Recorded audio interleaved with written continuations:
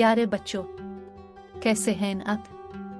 मैं उम्मीद करती हूँ कि आप सब खैरियत से होंगे। बच्चों, आज जो मैं कहानी आपको सुनाने जा रही हूँ इसका नाम है लिटिल रेड हुड। तो चलिए कहानी शुरू करते हैं। एक दफा का जिक्र है कि एक घने जंगल के किनारे आबाद एक पुराने गांव में रोजी नाम की एक छोटी सी लड़की रहती थी। इसे प्यार से लिटिल रेड हुड के नाम से जाना जाता था क्योंकि इसने अपनी दादी की तरफ से एक तोहफा पहना हुआ था जो सुर्ख हुड वाली चादर थी।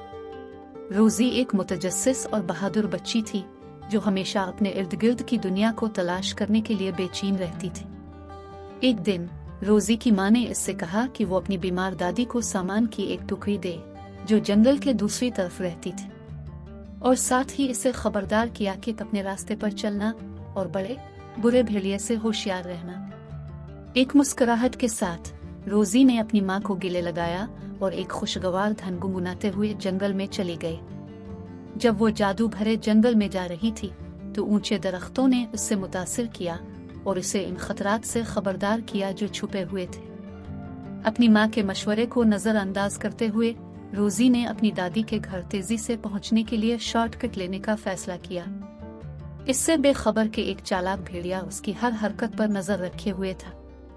अचानक भेड़िया एक चालाक मुस्कुराहट के साथ रोजी के करीब पहुंचा और बातचीत शुरू की।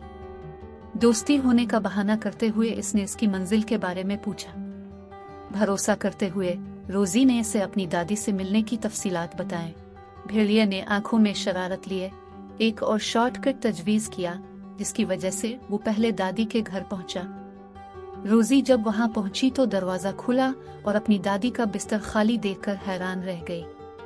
चालाक भेड़िया ने दादी का भेस बदल लिया था, अपने हकीकी इरादों को जाहिर करने के लिए बेहतरीन लम्हे का इंतजार कर रहा था। जैसे ही वो रोजी की तरफ लपका, वहां से गुजरने वाले एक बहादुर लकड़ी वाले ने इसकी चीख सुनी। वो भेड़िए का पीछा करते हुए और लिटिल रेड हुड को नुकसान से बचाते हुए तेजी से अंदर आया।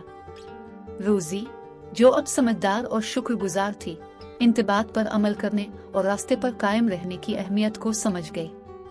इस कहानी से ये सबक मिलता है कि उन लोगों का मशवरा सुने जो आपका ख्याल रखते हैं और ऐसे शॉर्टकट से मोहतात रहें जो गैर मुतवक्के खतरात का बाइस बन सकते हैं। इसके साथ ही कहानी यहाँ खत्म होती है। उम्मीद है आपको ये कहानी पसंद आई होगी। अच्छी वीडियोस देखने के लिए मेरे चैनल को सब्सक्राइब करें और लाइक और दूसरों के साथ शेयर भी करें।